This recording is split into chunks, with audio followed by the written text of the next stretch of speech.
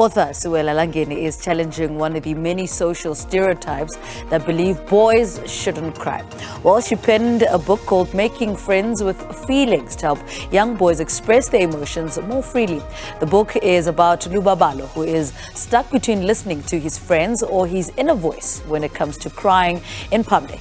While the author Sewela Langeni is also the owner of Book Circle Capital in Melville, and she joins us in studio to review her book. Good morning. Welcome to Morning Live.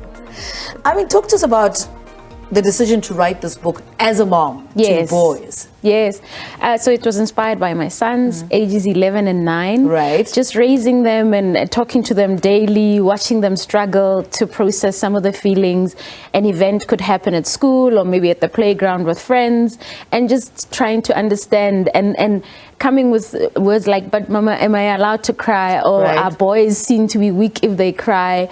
So it was just something that it was gnawing me to say, I need to do something about this. And the second decision really was because I'm a bookseller, I often, hear parents who are also raising boy child saying, where are the boys on the covers? Where are the stories where boys are represented? So it was led by those two reasons, really. Yeah. Why do you think that is, that boys are taught they're not supposed to cry? Where do you think it originates from? Is it just the way we were raised, that men are supposed to be strong and not talk about their feelings? Yeah, it's a societal issue that we've grown up with. I have two brothers. I'm a middle child, and also watching my dad as well, where he battled with issues and so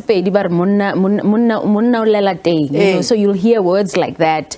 You'll hear lots of books that I read, you'll hear even in different cultures where there's this thing that today we call it toxic masculinities, but before we didn't necessarily have words for it.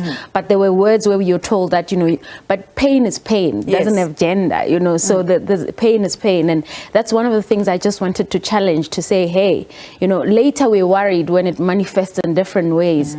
But I thought, let's catch it young. Yeah. Let's talk about this title, Making Friends with Feelings. And tell us the inspiration behind coming up with such a catchy title. Look, I'm not going to own it. When you're building a book, there's a process with editors and publishers.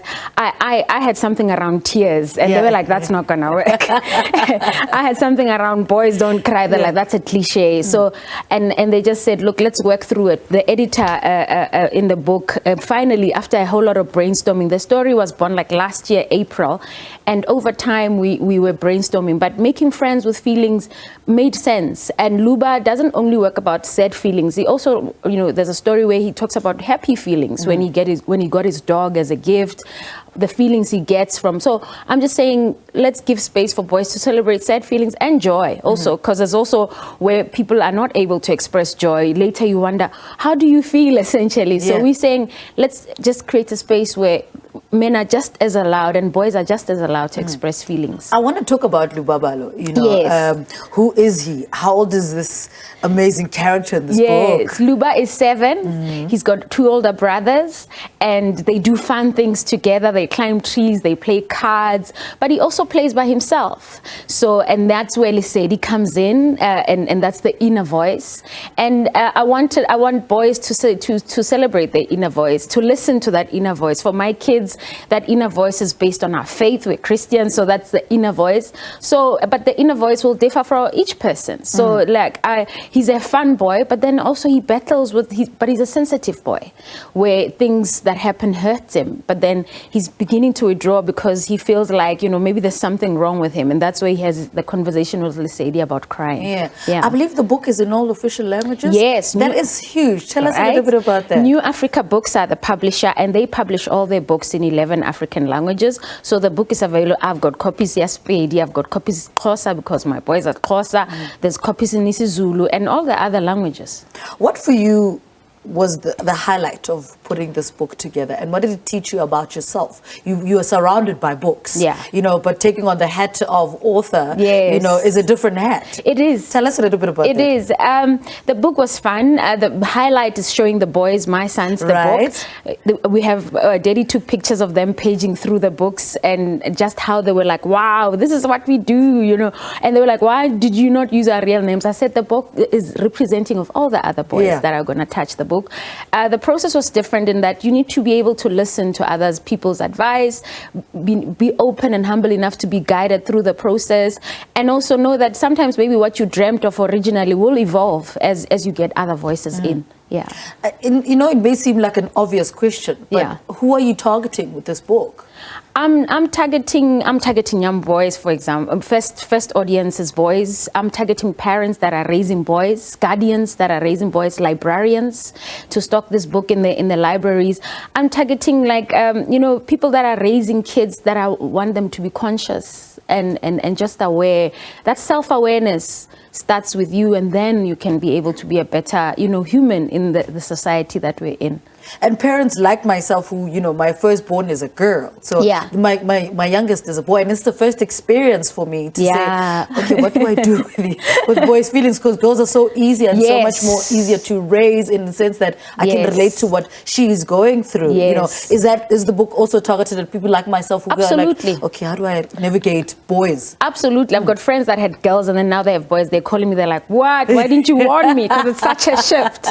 But yeah, exactly for you to understand and to navigate and to understand that you'll be, but even when I'm raising two boys, but they're not the same. One is easier, expressive. One is, I have to work harder in just finding out what's happening. We have to do more things together to find out what's happening. So it's targeted at parents, but also even if you're raising a girl child, just so that they can understand, because often it's girls that even say stuff to boys, to say, boys are not supposed to do that. That's true. So just that education that should happen just with children in general.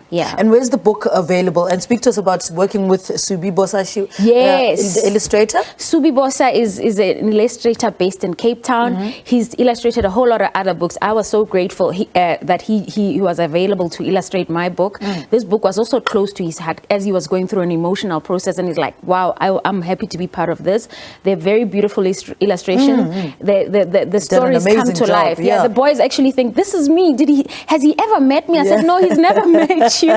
So he's an awesome illustrator. The book is available at Book Circle Capital, my bookshop, but also nationwide. It's available in good bookstores around the country. And I particularly like how he illustrates Lesedi in this. It's like, it's almost as if, you know, yes, there's life, but it's perfect how he kept it that perfectly. And one reader was asking me, so where does Lesedi go? One kid asked me, where does Lesedi, where can I find Lesedi now? I said, Lesedi is inside of you, that voice inside of you. Precious. All right. Sewela, well done. Thank you so much. Congratulations. Thank you so much. Sewela Langeni speaking to us about her latest book.